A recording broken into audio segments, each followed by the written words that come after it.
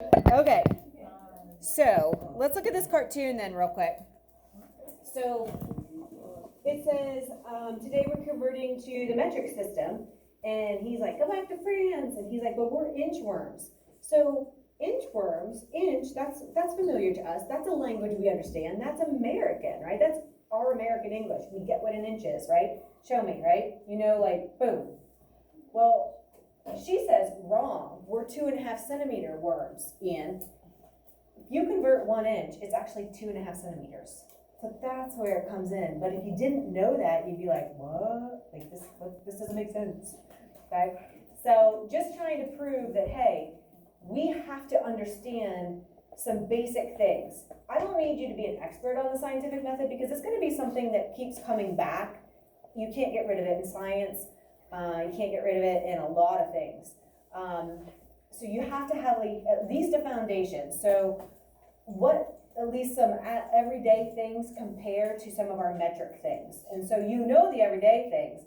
So it's just a matter of matching those up with some metric things. So we're going to try to keep this as simple as possible, and hopefully it'll make sense.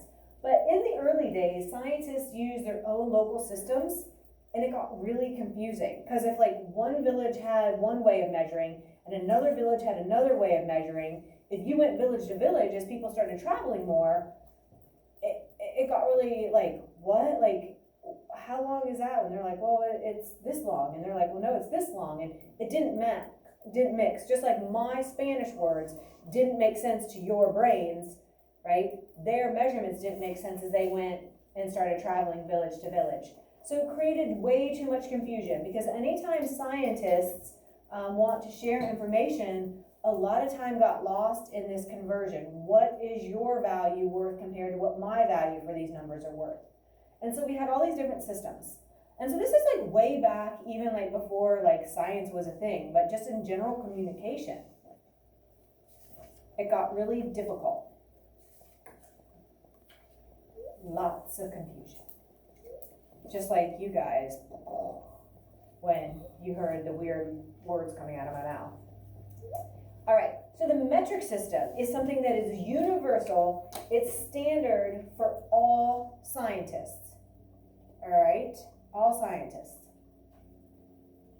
The official name of this is called La Système International des Unités, which is French, the International System of Units, abbreviated SI. Don't worry, you don't need to know that.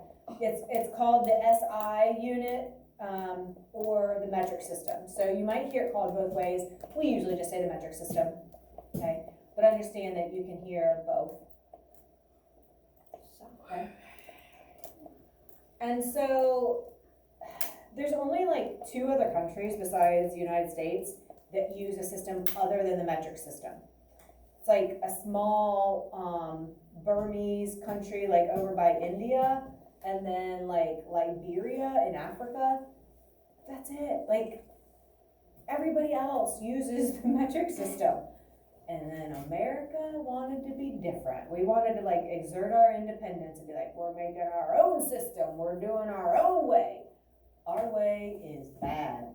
It is confusing, right? There is no set standard. So if I need to measure volume, which is capacity, I have one system.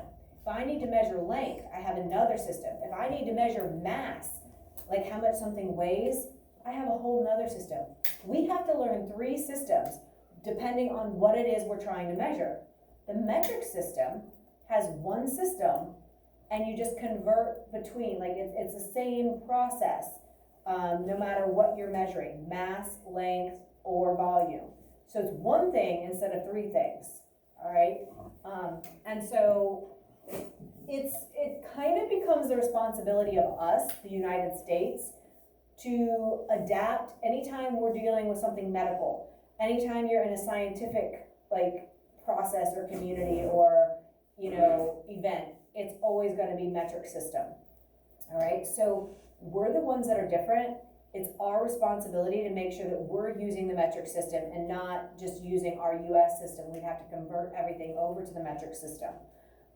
So it's kind of our responsibility since we're the ones that want it to be different, because the system we use is called the US customary. Oh, that's self-centered. Yeah, I mean, at least we know we're the ones that use it. It's not a good system. I mean, it works, but it's just confusing, and we have to learn 3 times as much stuff, when really, if we just use the metric system, it would be a lot more convenient. Okay, so to kind of prove that, here's another cartoon. So it says, okay, here's the play. Go out 10 meters, then cut 5 meters. He's like, meters? It's like, Jason, this is football. Everything in football is measured in yards. Like, duh, right? 10 yards for a first down, 15-yard penalty, that kind of thing. So look, in order for me to get you the ball at the right place at the right time, I'm going to need to do a whole bunch of trajectory and motion calculations in my head. Trust me, it's a lot easier using the metric system. And he's like, I'm telling you, you can't play football with meters. It's just weird. So he says, fine, go out 10.93633 yards, then cut left 5.4680665 yards. And he's like, you know what, let's just stick with the meters. So let me ask you, think of some sports besides American football. Who knows how many, even like baseball's an American sport, right? How many feet is it between the bases? Do you guys know? Anybody here baseball? Depending on the age or like the level, you know what I mean? Like might be 50 feet between each base, might be 60. I think it changes to 90 as you get into into the major leagues. So that's going on feet. Think of some other sports that are maybe more universal. How did they measure? Like the Olympics were just on. How did they measure for some of those events? There's track in that country. Right, and so what are they measuring in? Are they saying it's the half mile, or are they saying it's the 800 meter? Well, I do both, but usually 100 meters. Okay, you usually go by meter in track, right? Any kind of racing is metric. What about swimming? Anybody watch any of the swimming on the Olympics this year? What did they say, like the 50-yard freestyle? Or was it the 50-meter freestyle? Remember? Meter, right? It's an international. Anything that's international is going to use that metric system. So we're okay with that, like in some of our sports, right? But we have to remember that, anytime where it's not just strictly U.S. Like football is American, even though like they're playing a game in London which is our Sunday morning, must be their Saturday night.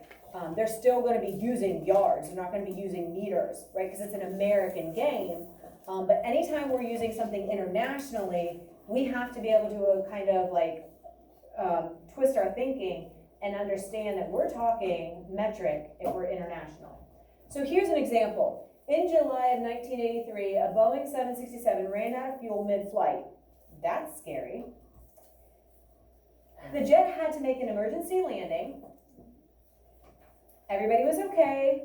Nobody was harmed, which is great. But apparently, the pilots thought that the fuel weight on board was in kilograms when it was really pounds. And since kilograms equals 2.2 pounds, the plane took off with about half of the fuel that they thought they had. So, whose fault do you think this is? The pilots. They should have been sure, right? But overall, if America, we as Americans, because this was a Canadian flight, if we as Americans didn't have our own system of measurement, there'd never be any question or any doubt, right? So because we're the oddballs, it becomes our responsibility to be extremely sure of what's going on and with our units and our measurements. All right, so, I want to do some notes. We'll come back and we'll have some conversations about where we see metric used a little bit later, but I want to go through as many notes so tomorrow's practice will be more beneficial for you. So the metric system is going to use something called base 10. So base 10 is like 10, 100, 1,000. It's adding zeros, like moving the decimal to the right or moving the decimal to the left by making the number smaller. So 0.1, 0.01, 0.001, right? So just changing that decimal point is what we call base 10. All right, all you have to know is that system, and then that will work for mass, length, and volume. You don't have to learn 3 unique systems, okay? So the key points of the metric system. There are going to be 6 prefixes, and those go with some of your vocab terms. You'll see kilo, hecta, deca, deci, centi, milli. Those are all prefixes. All right? Where does a prefix, like, where does it show up? At the beginning of a word or at the end of a word, do you think?